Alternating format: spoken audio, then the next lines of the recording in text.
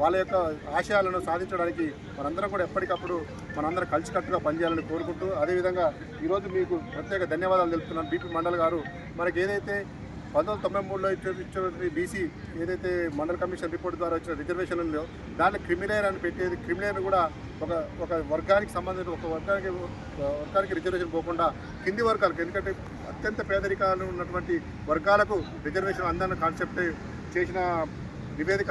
కానీ దానికి ఉన్నటువంటి అగ్రవర్ణాలు వాళ్ళ రాజ్య అధికారం కోసం, వాళ్ళ అవసరం కోసం ఆ రాజకీయ ఏదైతే రిజర్వేషన్ సిస్టాన్ని ఒక ఆర్థికంగా వెనుకబాటుతనము కాకుండా సామాజిక వెనుకబాటుతనం కోసం అంబేద్కర్ గారు మనకు రిజర్వేషన్ ఇస్తే ఆర్థిక వెనుకబాటుతనని చెప్పేసి ఈరోజు ఈడబ్ల్యూఎస్ అని తీసుకొచ్చి కుట్ర చేసి ఆ రిజర్వేషన్ మనకు అందకుండా చేస్తారు.